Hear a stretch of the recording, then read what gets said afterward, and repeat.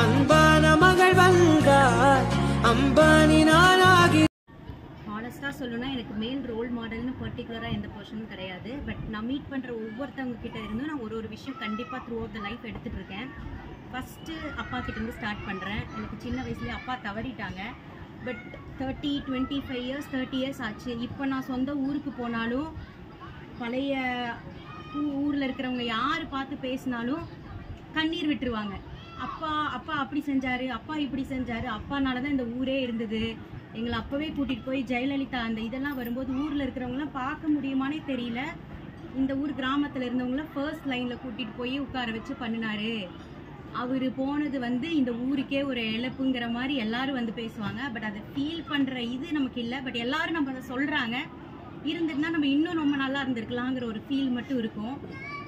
அது எல்லா மக்களும் சொல்லுவாங்க. அதுக்கப்புறம் பார்த்தீங்கன்னா என்னோட தம்பி, தாத்தா, மாமா எல்லாரும் சேர்த்து தான் வளர்த்துனாங்க. அவங்களால என்ன பெஸ்ட் கொடுக்க முடியுமோ அதை கொடுத்து வளர்த்தாங்க. பட் அவன் யாரையுமே டிபெண்ட் பண்ணாமல் அவன் மேலே அவனே 50 lakhs லோன் எடுத்துகிட்டு வெளில போய் MS படிச்சுட்டு திரும்ப அந்த பே எல்லாத்தையும் ரீபே பண்ணி அவனோட கல்யாணத்துக்கு அவனே அம்மாவுக்கு பணம் கொடுத்து, ஸோ அந்த வகையில் அவனுடைய இண்டிபெண்டன்ஸ், அவனோட கட்ஸ், அவன் மேலே அவன் வச்சுருக்கிற நம்பிக்கையை நான் ரொம்ப எடுத்துக்கிறேன். அவன்கிட்டேருந்து எடுத்துக்கிறேன். எவ்வளோ பேர் சப்போர்ட் இருந்தாலும் நம்ம யாரையும் டிபெண்ட் பண்ணக்கூடாது, நம்மளோடைய நாம் தான் பார்த்துக்கணும் அப்படிங்கிறது. And then coming to Dinesh கிட்ட சொல்லணும் அப்படின்னா இவர்கிட்டையும் நிறைய விஷயம் இருக்குது. எப்போவுமே பாசிட்டிவாக இருப்பாங்க. அவர் சொன்ன பாயிண்ட் தான் எப்போவுமே சொல்லிட்டே இருப்பார். ரிசல்ட் மேலே ஃபோக்கஸ் பண்ணாத, ப்ராசஸை நீ ஃபாலோ பண்ணு, ப்ராசஸை நீ ஃபோக்கஸ் பண்ணு அப்படிங்கிறத சொல்லுவாங்க. மைண்டை ரொம்ப கிளியராக வச்சுக்குவாங்க. எப்போவுமே ரொம்ப டிஸ்டர்ப் ஆக மாட்டாங்க. அண்ட் தென் ரொம்ப எனக்கு சப்போர்ட் பண்ணுவாங்க. அந்த விஷயத்தில் நான் தினேஷுக்கு கண்டிப்பாக தேங்க்ஸ் சொல்லணும். எது நான் ஒன்றுன்னு முடிவு பண்ணேன்னா 4ன்னு சப்போர்ட் பண்ணுவாங்க. இப்போ கூட ரீசெண்டாக நான் MS டிகிரி பண்ணுற மாதிரி ஒரு வீட்டில் டிஸ்கஷன் வந்தது. அப்போ கூட அவர் குழந்தைங்களை நான் பார்த்துக்கிறேன், நீ போய் எங்கே போய் படிக்கிறியோ நீ படி, 1 வருஷம் 1.5 வருஷம் ஆகணும், நீ போய் படிச்சுட்டு வா. அந்த சப்போர்ட் தினேஷ் கிட்ட இருந்து கிடைக்கிறதுக்கு நான் ரொம்ப தேங்க்ஃபுல்லாக ஃபீல் பண்ணுறேன். அண்ட் தென் இங்கே இருக்கிற எல்லாருக்கிட்டையுமே ஐ கீப் டேக்கிங் ஒரு பாசிட்டிவான விஷயத்தை நான் எல்லா மென்கிட்டையும் தான் எடுத்துகிட்டு தான் இருக்கேன். என் மாமா தாத்தா அவங்களையும் சொல்ல மறந்துட்டேன். அவங்களும் ரொம்ப அன்பாக இருப்பாங்க. ஆனால் அது ரொம்ப கடுமையான அன்பாக இருக்கும். பட் அவங்களையும் நான் இந்த இடத்துல சொல்லிக்கணும்னு நினைக்கிறேன். அண்ட் இங்கே இருக்கிற எல்லா மென்கிட்ட இருந்தும் ஐ கீப் டேக்கிங் எல்லார்கிட்ட இருக்கிற பாசிட்டிவாக நான் எப்பவுமே எடுத்துகிட்டே இருப்பேன். And happy men's day for everyone and thank you for inspiring us every day. Okay, first இங்கே இருக்க எல்லாருக்கும் ஹாப்பி மென்ஸ் டே. என்னோட லைஃப்பில் இன்ஸ்பிரேஷனல் ஹீரோஸ்னு பார்த்தா என்னால் ஒருத்தரை கண்டிப்பாக மென்ஷன் பண்ண முடியாது. ஆப்வியஸ்லி ஃபஸ்ட்டு என்னோட அப்பா. அவர் எங்கள் தாத்தா எப்படின்னா அவருக்கு பிறந்த 4 பிள்ளைங்களில் ஒரு பிள்ளையை மட்டும்தான் படிக்க வச்சார். அதாவது அவர் கொஞ்சம் பார்ஷியல் பார்த்து தான் வளர்த்தார் எங்கள் அப்பாவை. ஏன்னா மற்ற பிள்ளைங்களுக்கு ரேஷன் அரிசினா எங்கள் அப்பாவுக்கு மட்டும் கடையிலேருந்து பொன்னி அரிசி வாங்கிட்டு சமைச்சு கொடுக்கறது, ஃப்ரெஷ்ஷாக சமைச்சு கொடுக்குறது. ஏன்னா படிக்கிற பையன் ரொம்ப தாங்கினார் எங்கள் தாத்தா எங்கள் அப்பாவை. எங்கள் அப்பா அந்த நம்பிக்கையை போய் பண்ணல, படித்தார், அவரும் வளர்ந்தார். அவர் தம்பி பிள்ளைங்க, தங்கச்சி குழந்தைங்க, எங்கள் தாத்தா பாட்டி அவங்க அக்கா எல்லாரையுமே நல்லா பார்த்துக்கிட்டாரு. அவரோட வேலை பார்த்தீங்கன்னா இந்த கோஆப்ரேட்டிவ் சொசைட்டி கேள்விப்பட்டிருப்பீங்கன்னு நினைக்கிறேன். கூட்டுறவு வீட்டு வசதி வாரியத்தில் இருந்தார். எங்கள் அப்பா ரிட்டையர்ட் ஆகிட்டார். ரிட்டையர்ட் ஆகி ஒரு 4 வருஷம் ஆக போகுது. ஆனால் இன்னும் எங்கள் அப்பாவுக்கு ஒரு 10-13 லட்சம் சம்பளம் மட்டும் பெண்டிங் இருக்குது. அது என்னைக்கு வரும்னு தெரியாது எங்களுக்கு, ஆனால் என்னைக்காவது வரும். நான் 10th 9th படிக்கும் போதுலேருந்தே எங்கள் அப்பாவுக்கு சம்பளம் கொடுக்கறது இல்லை கவர்மெண்ட்டில். நம்ம கொடுத்த கடனை வசூல் பண்ணால் அந்த காசுலேருந்து நீ சம்பளம் எடுத்துக்கும், இல்லைன்னா சம்பளம் கிடையாது. அப்படி தான் இருந்தது. ஆனால் அதையும் மீறி என்னை ME வரைக்கும் படிக்க வச்சாரு. எனக்கு இத்தனை பவுன் போட்டு கல்யாணம் பண்ணி கொடுத்துருக்காரு. ஒரு வீடு, சொந்த வீடு, கடனே இல்லாமல் 0 கடனில் சேவிங்ஸ் மட்டும் வச்சு ஒரு வீடு கட்டியிருக்காரு. அந்த வீட்டில் தான் எங்கள் அப்பா இப்போ இருக்காரு, சொந்த வீட்டில். ஆனால் இன்னும் சம்பளமும் பெண்டிங் இருக்குது. அது என்னைக்கு வருமா வராதான்னு கூட எங்களுக்கு தெரியாது. அதனால் அவர் ஒரு பெரிய ஹீரோ தான் எங்கள் அப்பா அந்த விஷயத்தில். ஃபினான்ஷியல் மேனேஜ்மெண்ட் ஆகட்டும், அவர் குடும்பத்தை பார்த்துக்கிட்டது. இப்போ வரைக்கும் எங்கள் சரௌண்டிங்கில் எந்த கல்யாணம்னாலும் சரி, வீடு கட்டுறாங்கன்னாலும் சரி, முதல்ல விசாரிக்கிறது, ஐடியா கேட்குறது எங்கள் அப்பா கிட்ட தான் வருவாங்க. ஒருத்தவங்க யாராக இருந்தாலும் வருவாங்க, சார் இந்த மாதிரி ஒரு பிளான் இருக்குது, நீங்கள் என்ன பண்ணலான்னு சொல்கிறீங்க, ஏதோ ஐடியா கொடுங்க சார் அப்படின்னுட்டு. அதனால் எங்கள் அப்பா எனக்கு மட்டும் இல்லை, எங்கள் சரௌண்டிங்கில் பல பேருக்கு அவர் தான் ஹீரோவாக இருக்கார். அடுத்து என்னோட மாமனார் நான் சொல்லுவேன். 4 அண்ணன் தம்பிங்களில் 3 பேர் நாங்கள் ஒட்டுக்கா இருக்கோம், நாங்கள் பிஸ்னஸ் பண்ணுறோம் அப்படின்ட்டு இருந்தாலும் துணிஞ்சு அவர் தனியா வந்தாரு. இல்ல என்ன நான் பாத்துக்கிறேன், நான் தனியா பிசினஸ் பண்ணிக்கிறேன்னு வந்தாரு. வந்துட்டு 3 பசங்களுமே டிகிரி ஹோல்டர்ஸா இருக்காங்க. நல்ல சம்பளம், நல்ல வேலை, நல்ல குடும்பம்னு செட்டில் ஆயிருக்காங்க. பசங்க வந்து அவங்க இனிமேல் தான் சேர்த்தணும்னு இல்லாத அளவுக்கு எங்க மாமனார் அவர் எல்லாமே செஞ்சுக்கிட்டாரு. தனக்கு இல்லாம பேர பிள்ளைங்க வரைக்கும் அவர் பார்த்துக்கிட்டாரு. இன்னமும் உழைச்சிக்கிட்டு இருக்காரு. அவரு உடம்பு இருக்கிற கண்டிஷனுக்கு, அவரு வீக்கா இருக்கிறதுக்குலாம் இன்னும் வேலைக்கு போகணும்னு அவசியம் இல்லை. ஆனா அவரால் முடியாது. என்னால வேலை செய்யாம இருக்க முடியாது, நான் ஏதோ ஒரு வேலைக்கு போய் தான் தீருவேன் அப்படின்னு வேலை இன்னும் பார்த்துட்டு தான் இருக்காரு.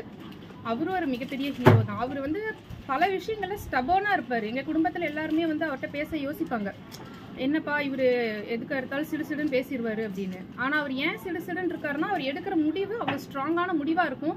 அதுல ஒரு ஸ்டபர்னா நிப்பாரு. அது வெளியில இருந்து பாக்குறவங்களுக்கு என்ன இவர் இப்படி கோவக்காரரா இருக்காருன்னு தெரியும். இது அந்த பலாப்பழம் மாதிரி தான், வெளியில கரடு முரடா இருந்தாலும் உள்ள அவர் ரொம்ப ஸ்வீட். இன்னொருத்தர் இப்போ என்னோட ஹீரோ, அவரை சொல்லணும்னா அவர்கிட்ட இருந்து நான் கத்துக்கிட்டது ஃபேமிலி வேல்யூஸ். நான் ஒரே பொண்ணு, எனக்கு அதெல்லாம் கொஞ்சம் அவ்வளோ தெரியாது. சிப்ளிங்ஸ் கூட இருக்கிறது, சித்தப்பா பெரியப்பா கூட இருக்கிறதெல்லாம் ரொம்ப எல்லாம் எனக்கு தெரியாது. ஆனால் அவர்கிட்ட இருந்து நான் நிறைய கற்றுக்கிட்டது ஃபேமிலி வேல்யூஸ். அவர் இன்னமும் அவங்க தாய் மாமா வீட்டில் எல்லாரையும் அவங்களுக்கு முன்னாடி வைக்கிறதாகட்டும், அவங்க பெரியப்பா பெரியம்மா சித்தி வீட்டில் அவங்க எல்லாத்துக்காகவும் நிற்கிறதாகட்டும், அவர்கிட்ட இருந்து அது எனக்கு ரொம்ப இன்ஸ்பயரான ஒரு விஷயம். இப்போ என்னோட க்ளோஸ் சர்க்கிள் இல்லாமல் இன்னும் ஒருத்தரை பற்றி நான் கண்டிப்பாக மென்ஷன் பண்ணணும்னா, என்னோட தாய் மாமா பையன், என்னோட நான் ஏன் சொல்றாருன்னா, நான் என் மனசுல இருக்கிறத நான் அவரை பத்தி நான் பதிவு பண்ணணும். ஏன்னா நிறைய பேர் தெரியாது. என்னோட தாய் மாமா வந்து 2002ல இறந்தாரு. அவருக்கு 2 பசங்க, ஒரு பையன் +1, ஒரு பையன் 8th. வழக்கமா என்ன பண்ணுவாங்க, அப்பா தவறிட்டா மூத்த பையன் தான் குடும்பத்தை எடுத்து நடத்துவான் அப்படின்னு இருக்கும். ஆனா எங்க வீட்டுல வந்து 8வது படிச்சுட்டு இருந்தாரு, 13 வயசு தான் ஆகுது, அப்பா தவறிட்டாரு. பெரிய சொந்த வீடு, ஃபுல்லா ஒயிட் மார்பிள் போட்ட வீடு. அப்பவே 2002ல பெரிய பங்களா மாதிரி வீடுன்னா பாத்துக்கோங்களேன். அப்படி இருந்தாங்க. 5 லாரி எல்லாம் இருந்தது. ஒரே நைட்டு அப்பா தவறிட்டாரு. எல்லா சொத்தும் போயிடுச்சு. எல்லாத்தையும் வித்துட்டு கடன் அடைச்சிட்டாங்க. ஒரு ஓட்டு வீட்டுல, ஒரு மழை பெஞ்சா ஒழுகுற மாதிரி ஒரு ஓட்டு வீட்டுக்கு வந்துட்டாங்க. அண்ணனை படிக்க வச்சாரு, தம்பி வேலைக்கு போய்.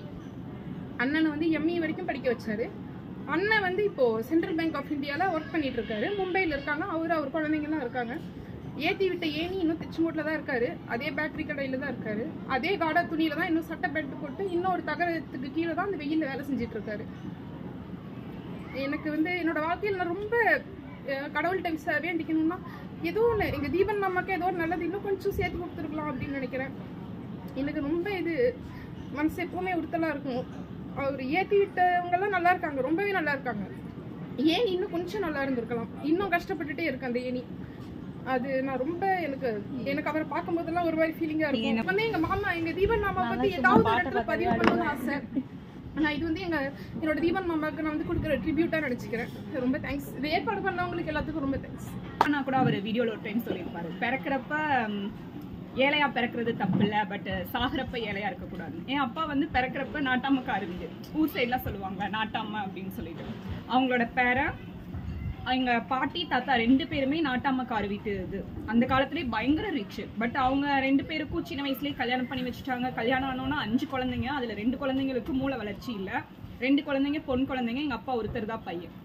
ஸோ ஆனா வந்து எங்க அப்பாவை சரியா வளர்க்கல, தாத்தா பாட்டியே வளர்க்கல. எங்க அப்பாவே வளர்ந்துக்கிட்டாரு. சின்ன வயசுல வந்து பணம் எதுவுமே இல்லை. அவரே அவர் லைஃப்பை பார்த்துட்டு திருடுவாரு, இந்த ரேடியா செட்டு கட்ட போவாரு, இந்த மாதிரிலாம் போய் 5000 சேர்த்து வச்சிருந்தாரு. கல்யாணம் கூட பண்ணி வைக்கல எங்க தாத்தா பாட்டி அவருக்கு. அவரா போய் பொண்ணு பார்த்து எங்க அம்மாவை கல்யாணம் பண்ணாங்க. எங்க அம்மாவோட அப்பா வந்து எந்த நம்பிக்கையில எங்க அப்பாவுக்கு பொண்ணு கொடுத்தாங்கன்னே தெரியல. ஒரு 2 மணி நேரம் ஆகும் டிராவல் டிஸ்டன்ஸ் எங்க ஊருக்கும் எங்க அம்மா ஊருக்கும். அப்படிப்பட்டவர் என்ன நம்பிக்கையில பொண்ணு கொடுத்தாருன்னு தெரியல. பொண்ணு கொடுத்து எங்க அம்மா வந்ததுக்கு அப்புறம் எங்க அப்பாவோட லைஃப் டோட்டலா சேஞ்ச் ஆச்சு. சின்னதா பண்ணி சின்ன கடை வச்சாங்க. அப்புறம் சைக்கிள் வாங்கி அதை வியாபாரம் பண்ணி இந்த மாதிரி சின்னதா போய் இப்போ எங்க ஊர்லயே மெயின் ரோட்ல நல்ல பெரிய வீடு கட்டி 2 குழந்தைங்களையும் இன்ஜினியரிங் முடிக்க வச்சு 2 பேருக்கும் சூப்பரா ஜாம்னு கல்யாணம் பண்ணி வச்சு இப்ப பேர குழந்தை வரைக்கும் எல்லாம் செஞ்சுட்டாரு. இன்னுமே அந்த கடையை வச்சுட்டு தான் ஓட்டிட்டு இருப்பாரு. நான் சொல்லுவேன், ஏன்பா இவ்வளோ இது வந்துருச்சு, இன்னும் ஏன் அந்த கடையை வச்சுட்டு இருக்கேன்னா, அது இருந்தா தானே நாளைக்கு என் பேரனுக்கோ என் பேத்திக்கோ ஏதாவது ஒண்ணுன்னா என்னால செய்ய முடியும். இப்போ நம்ம இவ்வளோ சம்பாதிக்கிறோம், நம்மளால திடீர்னு ஒரு 1 lakh அவசரமா வேணும்னா நம்மளால ரெடி பண்ண முடியுமான்னு தெரியல. ஆனா எங்க அப்பாட்ட போய் எனக்கு ஒரு 10 லட்சம் வேணும்னாலும் 1 செகண்ட்ல ரெடி பண்ணி கொடுப்பாரு. ஏன்னா அந்த ட்ரஸ்ட் எங்க அப்பாவுக்கு பொண்ணே கொடுக்க மாட்டேன்ட்டாங்க. என்னோட பாட்டி சைடு அத்தனை தாய்மாமா இருந்தாங்க, ஒருத்தர் கூட பொண்ணு கொடுக்க மாட்டேன்ட்டாங்க. இவனுக்கு போய் பொண்ணு கொடுக்குறதா அப்படின்னு சொல்லிட்டு. ஆனா இன்னைக்கு அவங்க தாய்மாமா பொண்ணுங்களாம் வந்து சொல்லுவாங்க, சே என் மாமனை கல்யாணம் பண்ணியிருந்துருக்கலாம், என் மாமா பாரு எவ்வளவு பெரிய மெயின் ரோட்ல எவ்வளவு பெரிய வீடு கட்டி வச்சிருக்காரு அப்படின்னு சொல்லுவாங்க. ஸோ அப்படி அதாவது வந்து பிறக்கிறப்ப நல்ல ரிச்சா இருந்தவர், பட் சொத்து இல்லாம யாரு சப்போர்ட் இல்லாம, ஈவன் அம்மா அப்பாவோட சப்போர்ட் கூட இல்லாம அவரோட வாழ்க்கையை அவரே செதுக்கிக்கிட்டு இன்னைக்கு என்னையும் சரி எங்க அண்ணாவும் சரி நம்ம வந்து இப்ப போய் வேலை செய்யணுங்கிறதே இருக்காது. நம்ம அப்பா இருக்கிறாரு, எதனாலும் நம்ம அப்பா இருக்கிறாரு, ஒரு தைரியம் இருக்குல்ல, அந்த தைரியம் கொடுத்துருக்கிறாரு. ஸோ எங்க அப்பா தான் என்னோட ஃபர்ஸ்ட் ஹீரோ. அதுக்கப்புறம்னா என்னோட வீட்டுக்காரரு, என் பாவா சொல்லணும். ஆக்சுவலி எங்க 2 பேருக்கு எப்படின்னா சின்ன வயசுலயே என்கேஜ்மெண்ட் ஆயிடுச்சு.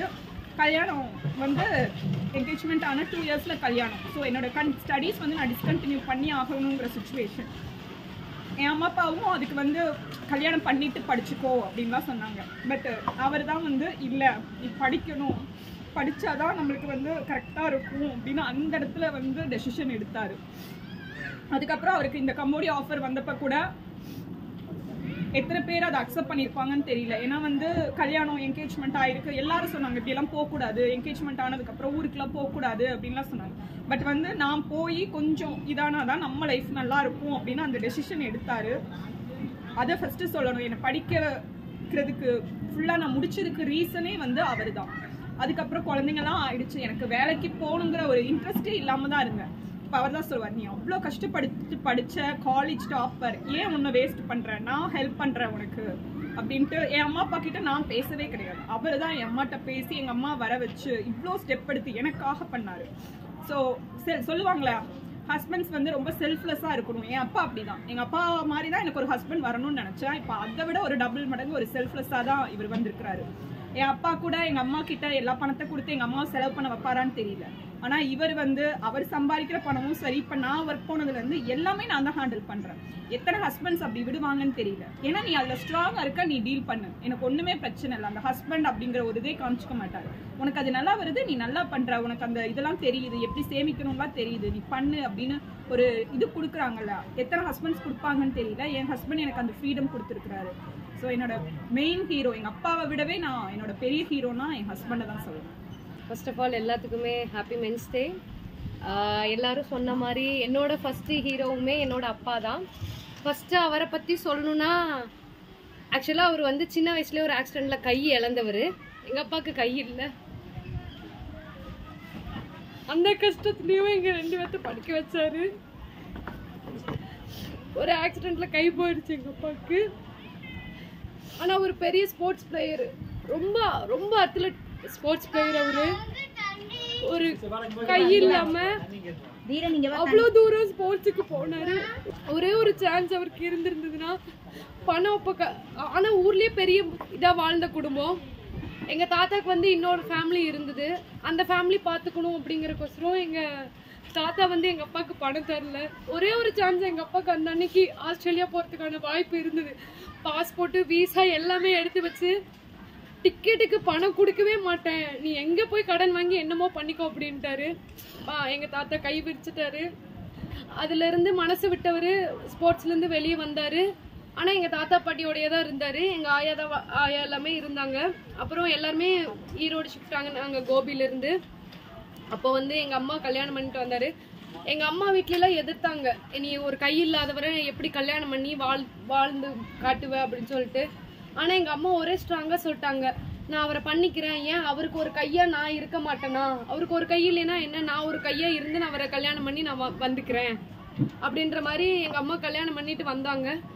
வந்ததுக்கப்புறம் பிஸ்னஸ் ஸ்டார்ட் பண்ணாங்க. அண்ணா தம்பி எல்லாருமே சேர்ந்து, 4 அண்ணன் தம்பி எல்லாருமே சேர்ந்து ஒரு பிஸ்னஸ், துணிக்கடை, டெக்ஸ்டைல் தான் வச்சாங்க. நம்ம ஊர் ஈரோடுனாலே தெரியும் எல்லாத்துக்குமே டெக்ஸ்டைல், அதுதான் ஆரம்பிச்சாங்க. பெரிய பட்டறை வச்சுருந்தாங்க. நாராயண மனசு நாச்சாட்டி கடைன்னு கேட்டிங்கனாலே எங்கள் அப்பா பட்டறை பேர் தான் சொல்லுவாங்க. ஈரோட்டில் பெரிய டெக்ஸ்டைலு எல்லாமே பக்காவாக பண்ணாங்க. ஒரு பார்ட்னர் ஏமாத்துனதில் ஃபுல்லாகவே லாஸ் எங்களுக்கு. அப்போ மனசு தவறாமல் இருந்தவர் ஹேண்டிகேப்டு கோட்டாவில் எங்கள் அப்பாவுக்கு கவர்மெண்ட் ஜாப் கிடச்சிது.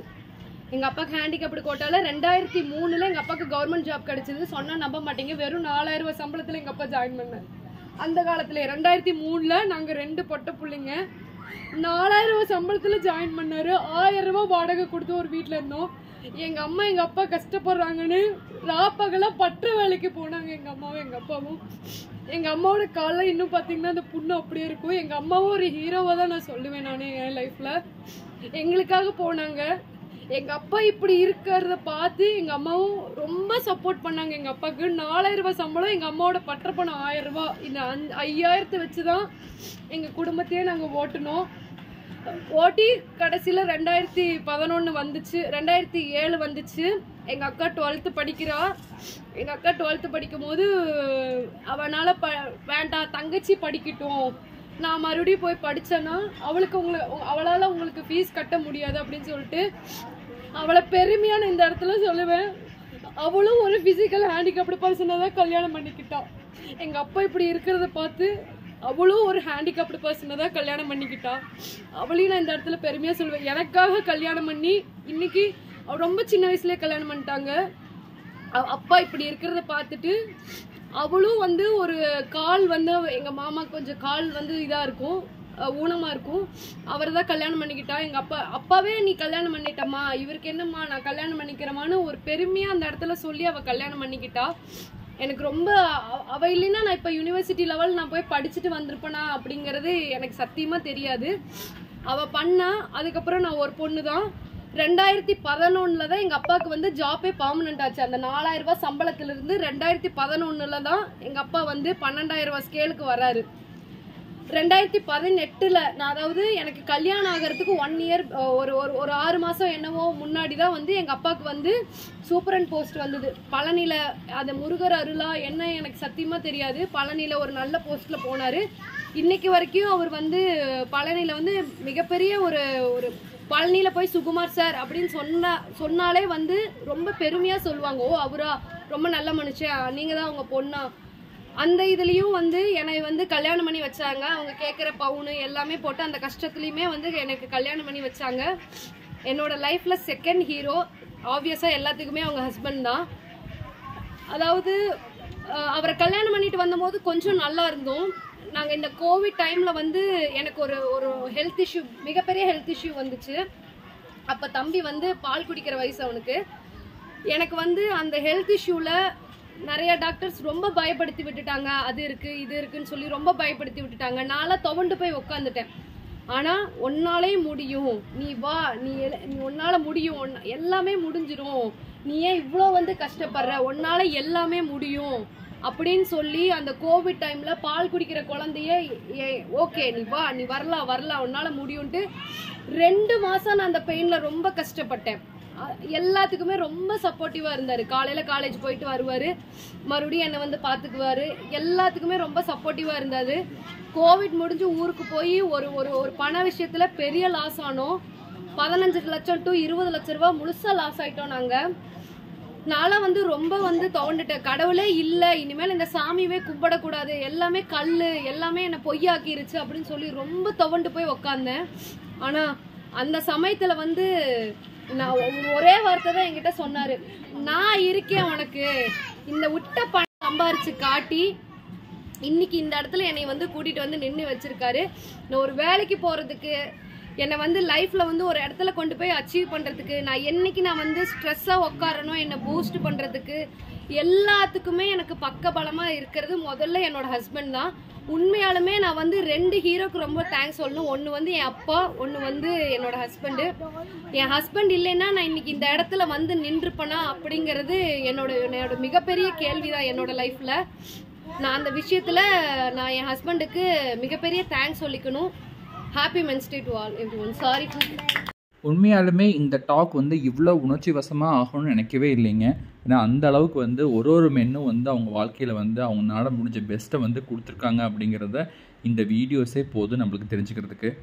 மென்ஸ் டேக்காக நாங்கள் பண்ண பெரிய ட்ரிபியூட்டே வந்து இந்த வீடியோ தான் சொல்லலாங்க. அந்தளவுக்கு ஒவ்வொருத்தரும் வந்து அவங்க மனசில் இருந்த உண்மைகளை நிறைய பேர் ஷேர் பண்ணியிருந்தாங்க.